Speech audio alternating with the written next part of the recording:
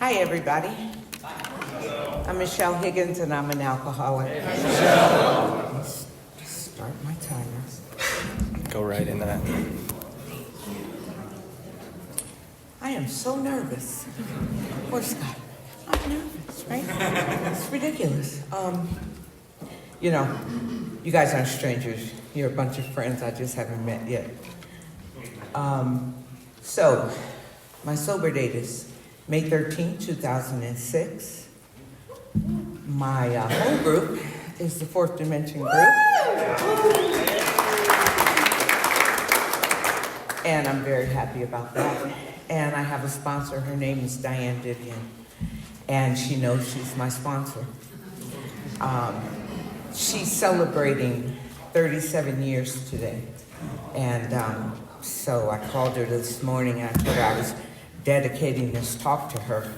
And she was, Diane, like, you're not here for me, you're here for them. I'm like, oh God, just say thank you. Because she had to teach me that. She had to teach me how to just say thank you. I didn't do that when I got here. I kept my head down, I looked at my feet. If someone said, like, oh, that's a cute dress, I was like, well, I really didn't have anything. I had to go to the, discount line and get it. And she was like, just say thank you. You'll hear more about her. That woman changed my life.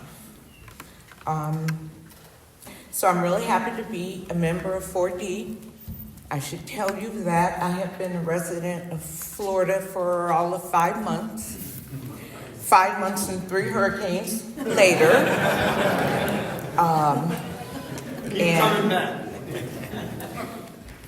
And we love it.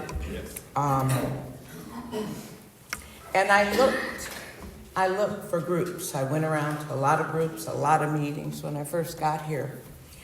And I'm so happy I found you. I'm so happy I found you. It helps that you're right across the street from where I live. But really, that's not really the reason. The reason is because my sponsor, I'm sorry, I took notes because I was so nervous today. My sponsor, we talk about unity, service, and recovery, and we found the unity in the groups, and we find the service in the service work that I do, and we find the recovery in the 12 steps of Alcoholics Anonymous. But she told me, she said, there's another little triangle there, and that's going to be your home group, your sober date, and your sponsor. If you have all 3 of those, and you know those dates, you know that sober date. I know my sober date better than I know my birthday.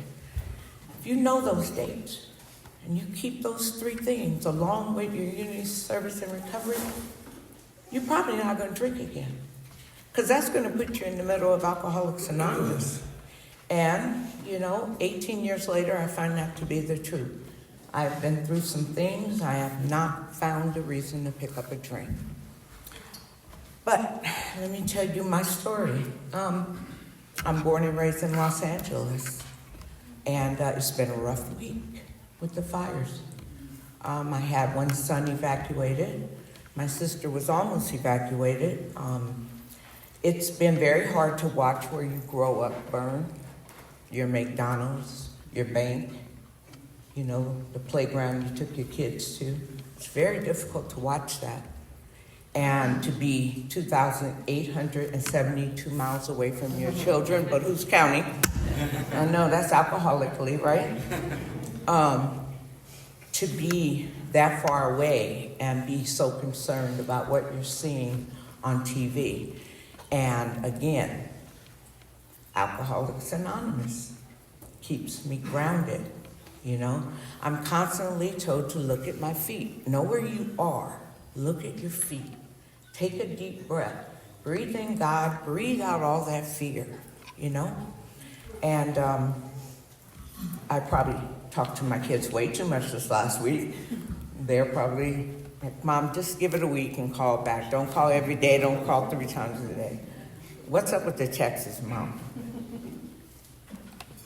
But it's been rough. Born and raised in Los Angeles.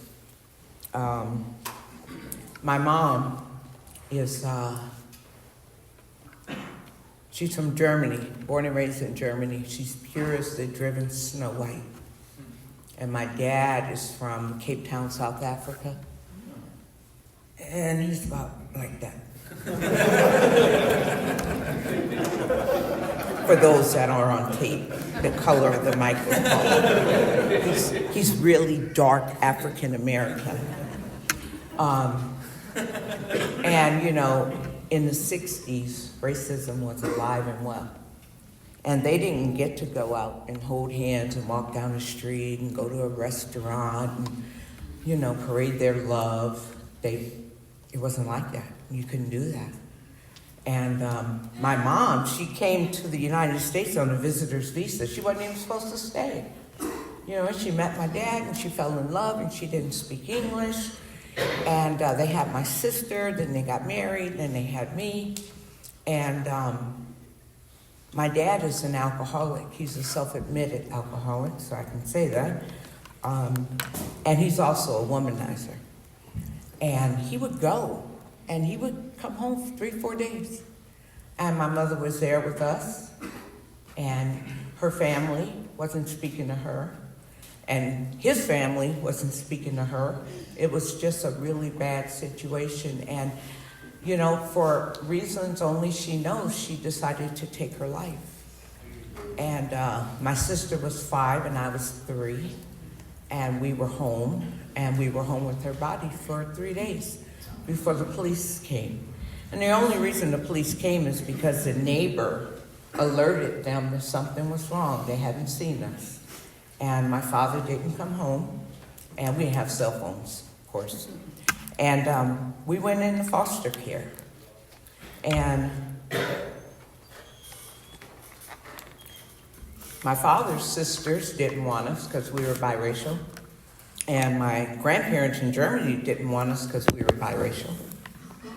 And my sister and I were just, you know, we just little kids. And there was this angel who was my aunt, my father's sister's best friend. And my dad was an alcoholic. He was always drunk. And she took him down to City Hall on Halloween, and she married him. And she did that just to get us. And that's what she did. She petitioned the court, and she got custody of me and my sister. And she married him with all his problems. And, you know, that's the end of that really horrible story. And that did not make me an alcoholic. And I know that my sister is not an alcoholic, and she lived the same life I lived. Same house.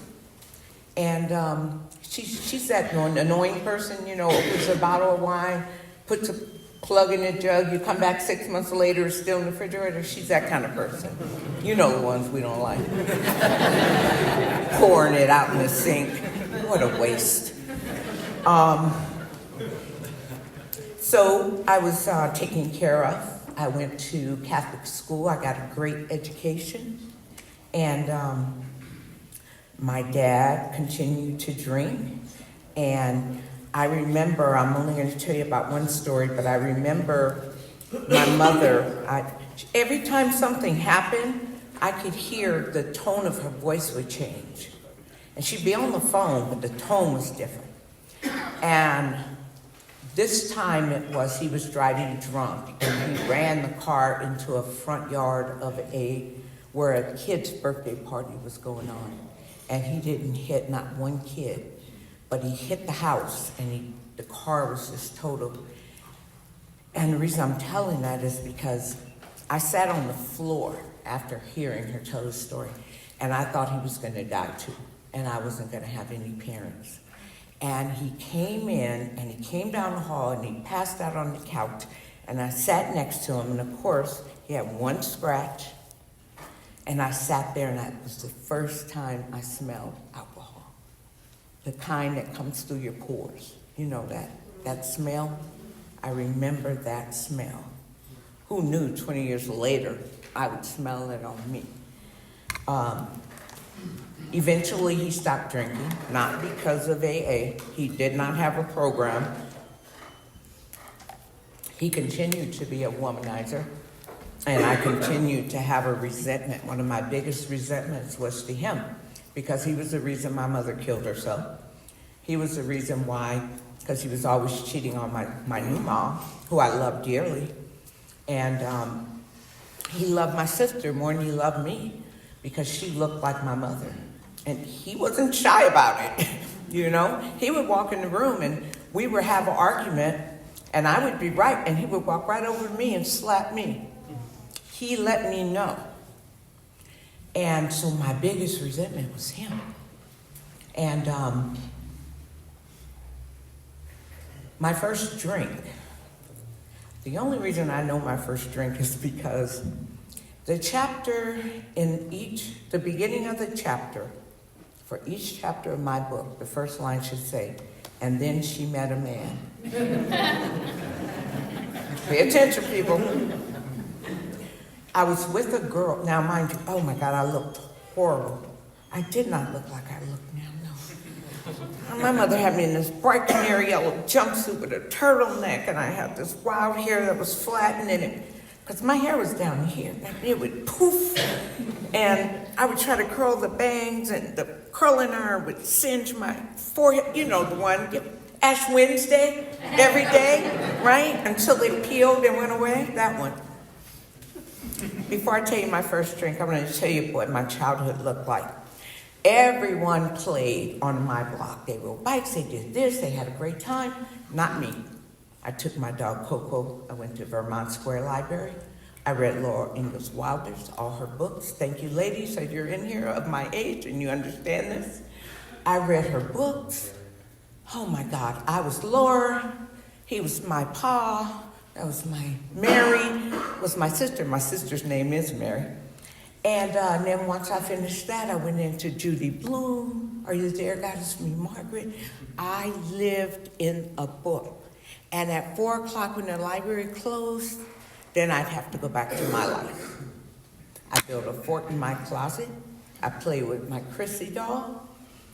That was it. I did not socialize. Luke likes to say he's a half a step off. When I first heard him say that, I got it immediately. I just didn't, I just wasn't right there. You know, you spoke of it earlier. Just not in the middle of anything. And so my first drink, it was a girl in high school, and she wanted to hang out with me. First off, that's mind-blowing. And we're at her house, and Andre walks in. And he's like God, right? I swear he was levitating off the floor, her brother. And she says to me, let's go across the street to G&J Market and we'll get something to eat for lunch and we'll come back. She gave me a big purse. Get over there, open your purse. Open the purse, she puts Bartlow and James coolers, 4-packs. Give it to me, right? She buys a can of Spam, we leave, we go home, make Spam sandwiches in Bartlow and James cooler, right? First one, I like the taste of it because it doesn't really burn like alcohol, it's just there. But then I started feeling something, right? And now I'm social and I'm talking and I'm laughing and we're joking and the music's on after 3 Bartlow and James coolers. I'm dancing. Andre will be lucky if I talk to him. That's what alcohol did for me, my first time. There's another incident, because of course I'm young, I can't get alcohol. I had a toothache, and my aunt gave me a fifth of liquor of brandy or brown. I only do brown, never did white, hate white. And she said, swish this around in your mouth and spit it out. It'll make the pain go up. And I said, why would I do that? Why would I spit that out?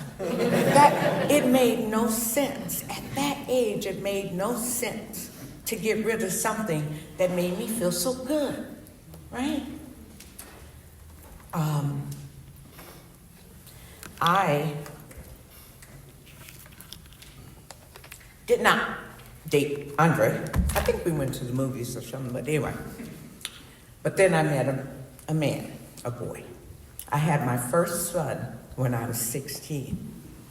I had my second son when I was 20. I had my third son when I was 24. My second son, I was pregnant with him. I married his father. That was a different man. Then she met a man. I tell you, I'm not kidding. Chapter to the book. Then she met a man. I went to Vegas and I married him because I just didn't have the heart to come home and tell my mom I'm pregnant. And, so we ran off, got married. I was not in love. And I was 9 months pregnant. My mother died. She got diagnosed in September with brain cancer, and she died in December. And every ounce of wind left my body. It still takes the breath away all these years later. And I fell apart. My son was born in January, and my ex-husband, he says, you're really suffering. You are so depressed. I got something for you. You should try this. It was crack cocaine. And AA singleness of purpose, but the levels of unmanageability at that point, topped with alcoholism that I don't know I'm an alcoholic, topped with depression. My life spiraled out of control like you wouldn't believe. I was an editorial assistant for Architectural Digest magazine when my mother died. Before I knew it, I was running out at 2 a.m. I was trying to beat the liquor stores before they closed. That's what my life turned into. I had 2 small children, a baby and a 4-year-old. And I was trying to, still do this life thing, but I couldn't go back to work. I was a mess. And so we did what all good alcoholics do. I did a geographical. And I went to live in Knob Noster, Missouri. Now, I know none of you know where that is, and you shouldn't, because it's such a tiny dot on the map. But he joined the Air Force. His father made him, and that was to get us away from all that stuff. And it worked for a while, but I found my way back to California. I divorced him, and now I'm going to do what I want to do. I want to be a homicide detective, and I'm going to do it. So I'm in school, I'm working, I've got a great job. I get hired by the sheriff's department. I am a dispatcher, working my way up to deputy sheriff. And I get pregnant with my 3rd son. And the guy of my dreams says, you're not wife material. You have 2 kids. No, I will never take you home and introduce you to anyone in my family. And again, I fall apart. My son, my youngest son, was born addicted to crack cocaine and alcohol. I gave birth to him, and by the end of that night, I was sneaking out the back door of the hospital because I didn't want to go to jail. Of course, the mother that said, your children will never be in foster care, they took him, and then they came and they took the other 2. And you know what I said? Now I can do this right. This podium talks about truth. They took him, and I spent the next 5.5 years living on the streets of Los Angeles. It took me to depths that you only can form in your mind unless you were there, or unless you watched some really gritty movie, or unless you sponsor someone like me. And I ended up on Skid Row, downtown Los Angeles, a 5-mile radius. Police don't come. They don't come in there unless it's a murder. And it's full of alcoholic, drug addicts, and the mentally insane. And I think I was all of them. I lived in a cardboard condominium. And I cut windows out, and I drew flowers. And I lived there on those streets for 1.5 years. And you can't go any lower than Skid Row in LA. And then she met a man. And he said, I'm sober. And I was like, good for you. And he said, I'll get you a place if you go to AA. I said, AA, like AAA, like AAA, like the car place. Never heard of AA, have no idea what he's talking about, but I needed a place. Because at this time, let me tell you, it was bad. And when I got to AA, I weighed not even 100 pounds soaking wet. My front tooth was knocked out. My hair, I had a big blotch of bald from fighting in the streets. All my stuff went in green trash bags in a grocery cart. So I went to this AA meeting, and it was Crenshaw Lotto Club in South Central. And I went in, and I went to the back like we all do, and I sat down, and there was this lady in the front. She was a black woman, and she was big, and she locked onto me. And I was like, oh, shit. It's like fight or flight. And I was too tired to fight. And she starts walking to me, and she's pushing her basket, her grocery with all her worldly possessions in it. And she comes, and she has on flip-flops, except they don't flip or flop. They're stuck to her foot. She has been in the streets for so long. And she comes up to me, and she's like, want a cigarette? I was like, yeah. She gave me a cigarette. She said, coffee's over there. That was a greeter, right? That was a greeter. You know, and I don't know what they said that day, but between the coffee and the cigarettes and the apartment, I came back. Now, it's important to say that, well, I won't say it just yet, but I got this apartment. It was a single. I didn't know he came with it, but he did. And the next year, I probably ran him crazy, but one day I stopped. I don't know why. It was just like any other day. He had left and went to the valley he'd probably been gone about a week. And I was done. I just called him and I said, I'm done. And you know what? I was. And I went to outpatient, and I went to, I got sober, and I got a sponsor, and I went to meetings, and I started petitioning the court to get my kids back. And they came in the middle of the night, and they checked my house, and they looked for drugs, and they looked for food, and all the stuff that DCS does. I got my kids back. And life was looking really, really good, right? And I would come late to the meetings, and I'd leave early, but I made those dances, right? The dances were great, you know? And I don't remember this. I really don't, honestly. I don't remember this being up on the walls. I'm sure it was.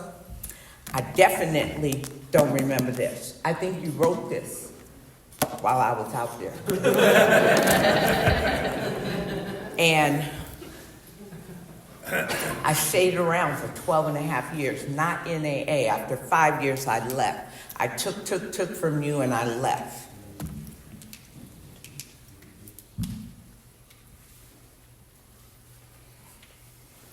Twelve and a half years. We have a friend that says, how long can you hold your breath? I held my breath. I was married to a man that was just like my father. He was a womanizer. I hated him. My father knocked on my door one day, and he said, hey, can I come for the weekend? He stayed 10 years.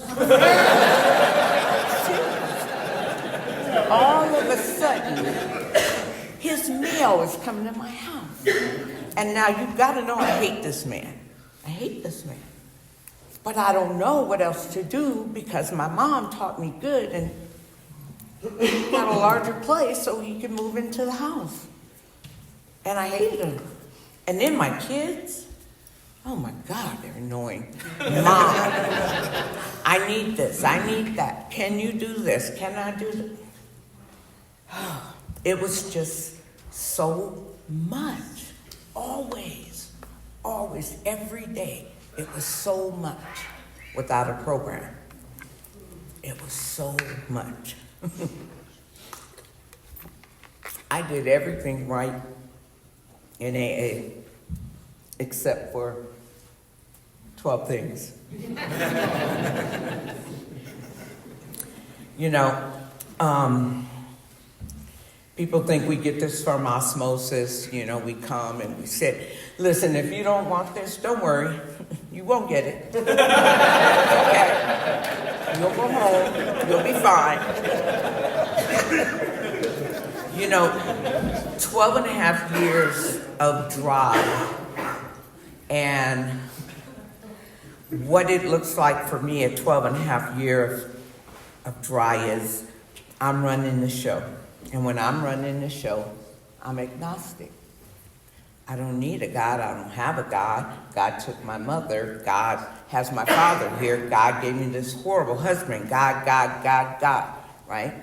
I blamed him. I blamed everyone and everything that possibly I could blame for my miserable 12 and a half years without a drink or a drug life.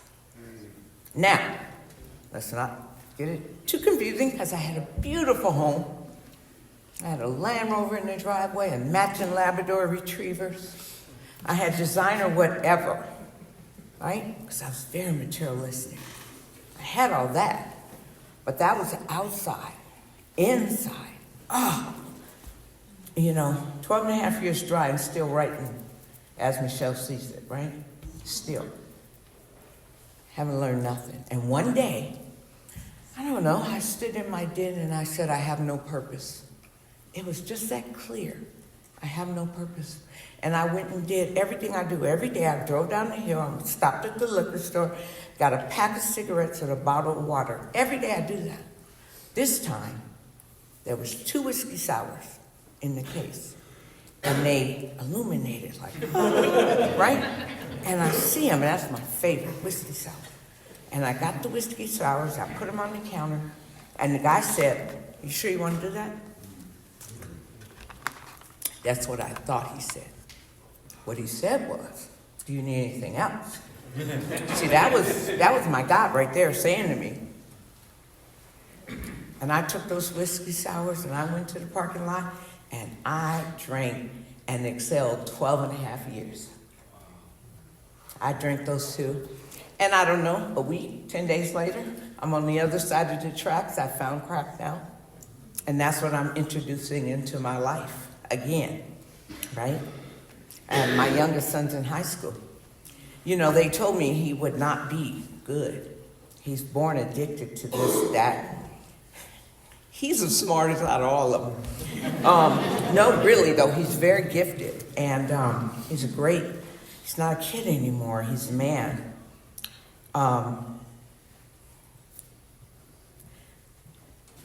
doesn't think he's me, but I think I'm God. I think I have all the answers. Broken, my oldest son, who at that point was my everything. I had him when I was 16. He was my everything. We talked every day. We were just immensely close. He moved out, but he was on his way over. And I just couldn't face him. I didn't want to live. I didn't want to be a part of this whole world again, because I knew I could not stop. I could not stay stopped. If I didn't wake up with alcohol, I shook. It had to be every day. And I just couldn't go on like that. Because on the outside, see, everything looks good, but on the inside, I'm dying. And I go in my fabulous, beautiful closet that I've had rebuilt out, California closet style, and I take my beautiful designer scarf and I tie it around the bar, and I let go. And I wanted to die so bad. And the bar broke. And my first thought was, I paid $2,000. I kid you not. That was my first thought. First thought wrong, people. First thought wrong. And then my second thought was, you are getting ready to do to your children what your mother did to you. You are getting ready to make them children of suicide. That's a rough thing to live under. And he's going to find you. And since I was down there, I just asked God, could he help me? Just one more time.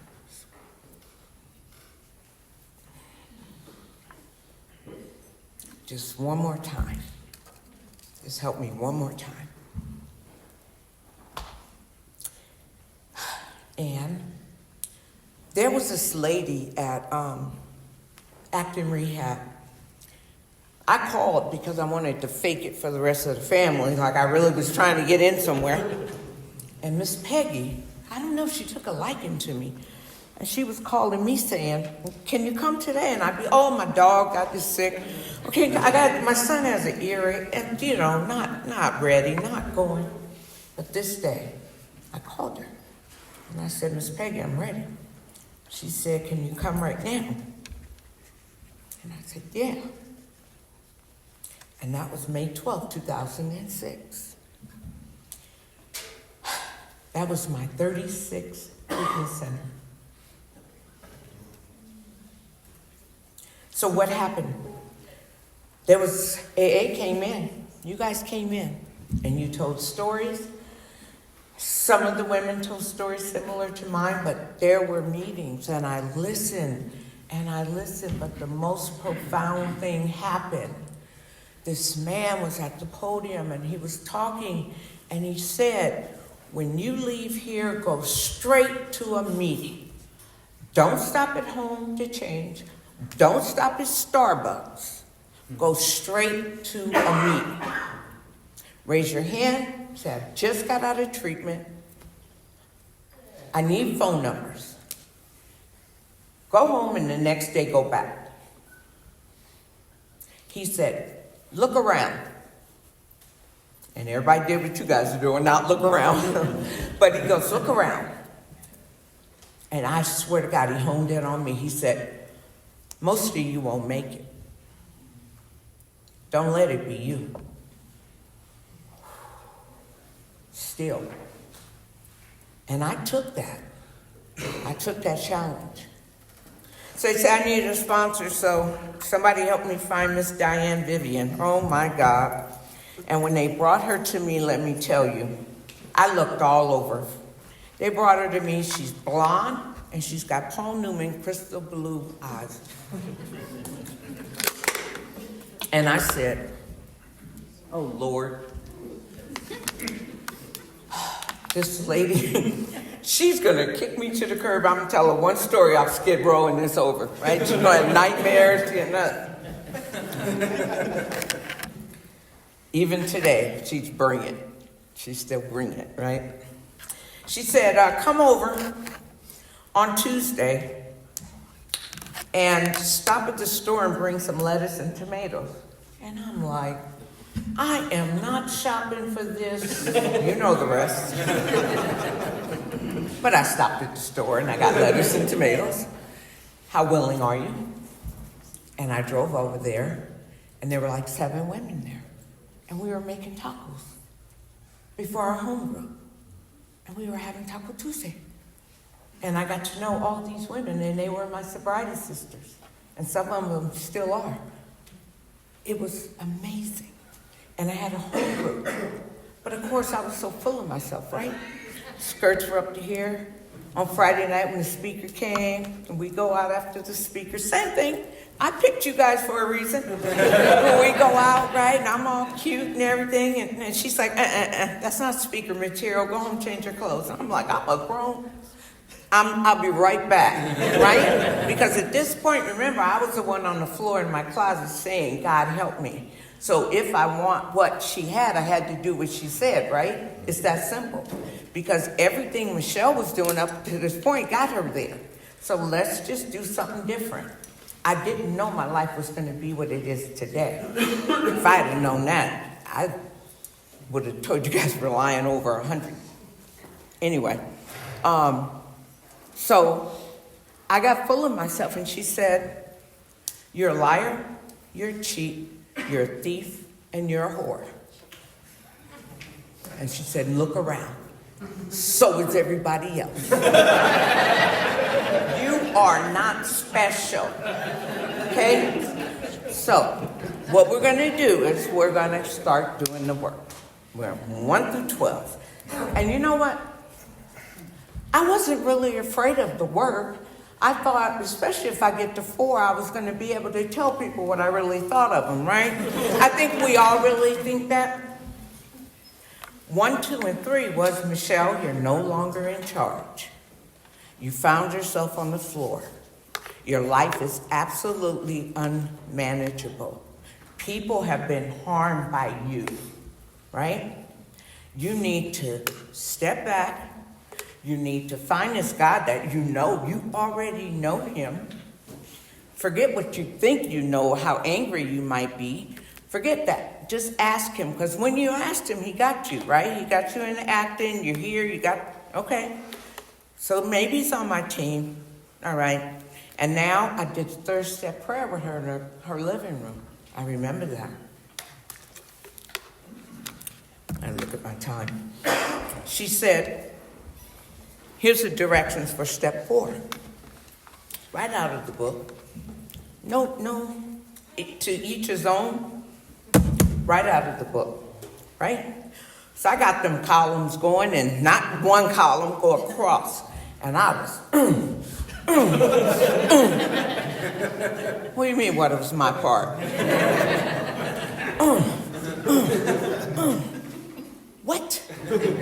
Right? That's how it looked. On another time, I'll talk about this spiritual experience, but I would call her. And I would tell her something. And she would say something back. And she said, watch what you defend. Look at that. All right? I went to her house and I started vomiting out this 5th step, and it was raw. It was very raw. I didn't leave till I finished. It was all day, all late into the evening. I didn't finish. I didn't leave till I finished. And it was raw. It was bad. It was bad. But I wanted to be free. And she told me, the one thing I can tell you is if you do what is designed here for you, you will be free. I didn't know what free meant, but I knew that I was going to be better. How was I going to find my part in my mother's suicide? I'm 3 years old. She's like, what did you do with that information?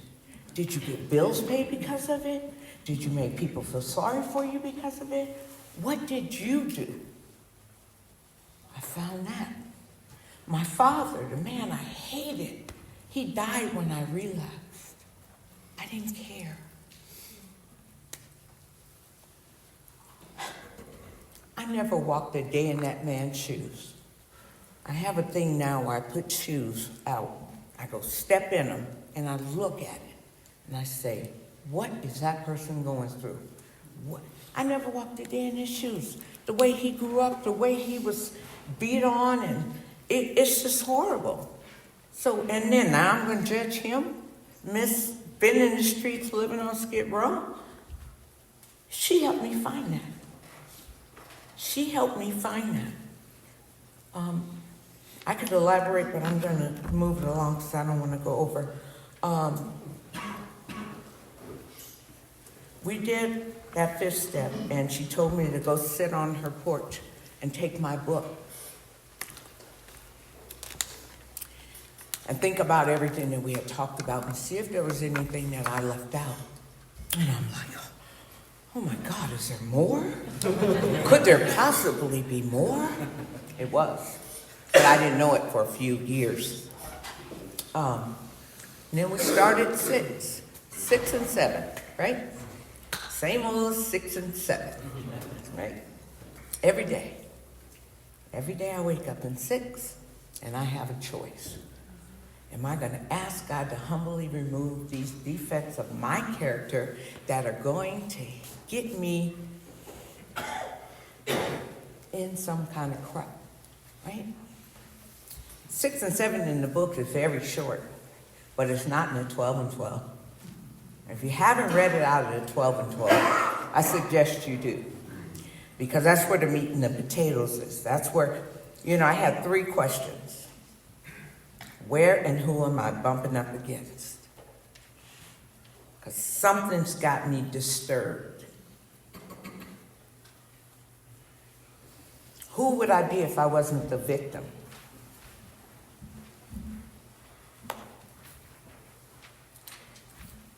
Am I willing to change? I had a great talk with Caleb. Am I willing to change? Because once I become willing, and I'm willing to do that change, and I'm here, and I'm living in 6 and 7, see, someone asked me, tell me, when do you get a spiritual awakening? Is it in step 5? When does it happen? And, I'm going to tell you my experience. It happens like this. I've given 3. I'm inviting God in, and I'm starting to write 4, and I'm getting to the first fourth column, tick. And then I go on down, and I'm continuing to go, tick, tick. I don't want to write anymore, but I keep going. I don't pause because I will be stuck in those negative, painful feelings. I need to keep going. I need to keep going. Tick, tick. Sit on my sponsor's couch and tell her everything about me. Bleed my entire soul to this woman who by that point has made me trust her and love her. I give her everything. Tick, tick, tick. 6 and 7. I know it's me. I know it's me. Tick, tick. Right? Now I'm going where? In the 8 and 9? Right? I'm writing that list. Woo! That list. My sister, I had no relationship with my sister my whole life. We lived in the same house. I hated her. My sponsor wouldn't let me make amends to my sister for 8 years. That's how blocked I was. I didn't realize it, but with her, I was blocked. And I called her one day and told her something, and she said, make a plane ticket. I said, why? She said, come to LA, it's time for you to talk to your sister. Now, I don't want you guys to think anything of this, but I was a pretty violent girl. Someone said, I lived in that violence sober, I just didn't swing. And I understood that. My sister said the only place we could meet was in public because she was afraid of me. I went there. I told her things that she never thought I'd admit. We sat there for hours. It didn't happen right away, but she just texted me like 4 times. I'm going to kill her when I get out of this meeting. Her and I are so close. God, look what I almost missed. Look what I almost missed. We played Meta VR. Yeah, if you want to see a video, Luke's got one. We are just as close because you know what? I love her, period. That's it. The rest of everything, I don't care. I accept her for exactly who she is. But before all that stuff, I was so blocked by hate and opinions and sickness, and no wonder I drank. You would drink too. You can't stand anybody on the earth. I have a great relationship with my sister today, and I can't tell you how grateful I am. There's a song, Mary J. Blige has a song, and there's a line in it. And this took me a long time to feel this way, so this is really to the ladies, but the men too. I like what I see when I'm looking at me when I'm walking past the mirror. When you get there, because I'm a big one about affirmations, posted everywhere with my sponsees. You like what you see, take the towel down. It's not black anymore. That's my timer. It's not black anymore. Take the towel down. Start seeing what you see. Start loving yourself, because then that love is going to go to that person that you're sitting there making amends with. They're going to see love. They're not going to see bitter and brutal that they've been looking at for years. They're going to see something different.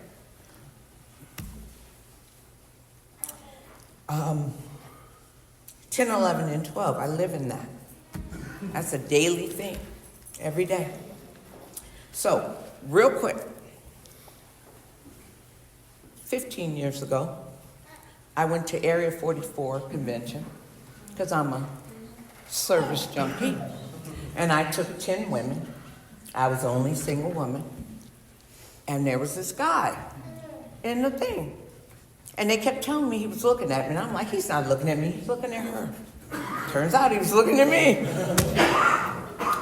You know, and we started dating. Girl meets boy on AA playground. We started dating, and 2 years later, he asked me to marry him at that same convention. You guys get the moves, I'm telling you. Lucas slick. Lucas slick.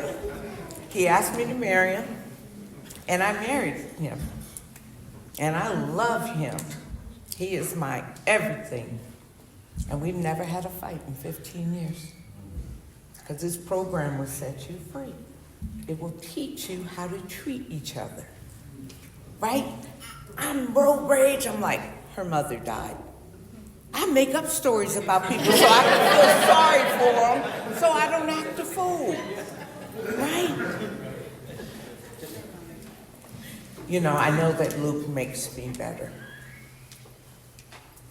He does. He makes me better. I sponsor women. I do service. I love Alcoholics Anonymous with everything I got. It gave me everything that alcohol promised me. 1 year after we got married, I got diagnosed with 2 very rare diseases that affect my gastric system. So the way that I eat, the way stuff moves is different than how it does for you. I've had 8 major surgeries in 9 years. What you see before you right now is someone who was given a window of time because my surgeon, who is in New York, feels the work he did some this particular surgery that was going to give me 36 months without my small intestine getting constant obstructions. So I have to have them surgically removed all the time. I can't eat. I'm on feeding tubes. My body is scarred, ladies. I can't get out of my shower and have a mirror in front of me, right? This is a podium of truth here. You get up here, tell the truth. So I'm on this reprieve. He says 36 months. I say the rest of my life because you don't know my God, but, you know, ticky-tacky, whatever. But I've been really, really sick. And I don't have a colon anymore. They took that. They had to. It stopped working. I take 32 pills a day just so that my food would digest like you do normal. It's a nightmare. It really is. I wouldn't want anyone to have my life in that illness. My abdomen got out to here. I looked like I was 9 months pregnant. Right now, God has stepped in and said, you know what? And that's why we moved here, because I was better and it was the time to run. Let's go now while you're doing good. And I've got great doctors up in Tampa now. I can fly to New York for anything I need. I mean, this mess has killed us financially, you can imagine. But I have the best damn life. I am so happy and so full. I have no resentment against anyone out there. And I don't think anyone has a resentment against me, but if you do, see me after the meeting. Because we need to work that out, right? I'm free. I'm free. Luke and I get up every day. We do the same thing. We get our coffee. We go sit in our chairs. He's in his recliner. I'm in mine. And we do our readings, and we pray and we meditate together every day. And then we say, what do you want to do today? And that's where we go, right? We're not wealthy, but we are wealthy. You know, and I want to thank you guys for inviting us into this group and allowing us to do service in this group and to get to know you and let us into your lives, because, you know, this is where it's at. You know, this is where it's at. And you guys are so warm and so engaging and so comfortable. And I don't know whose my timer is, but I don't want to go over. Okay, I see her. She's back there. She's waving. So, I have one thing that I have to say, and I don't know where I wrote it up, because I don't want to, my last line you hear me say.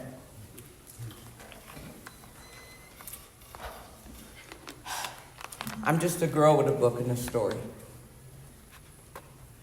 I'm not going to get you sober. I'm not going to keep you sober. I can show you what I did. I only can show you. I can't make you get this thing. But I'm available. Right?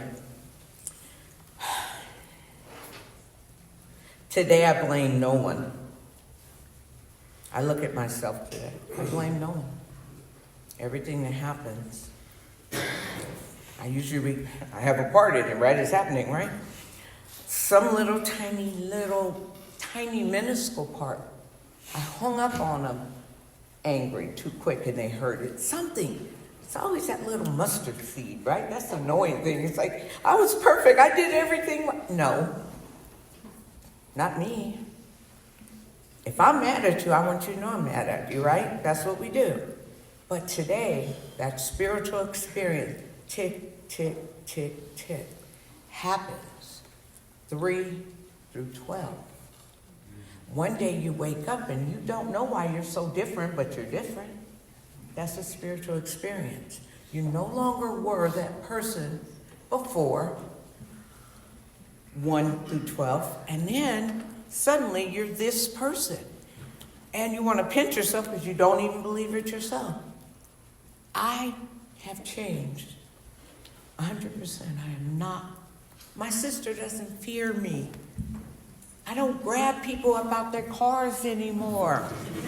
I don't jump out of windows into trees running from the popo. I stopped, right? I don't do that stuff anymore. Boy, I got some good ones, but it's my recovery here. So I want to thank you guys for allowing me to be of service. And my number one thing is that when you leave this meeting, leave with love. Thank you.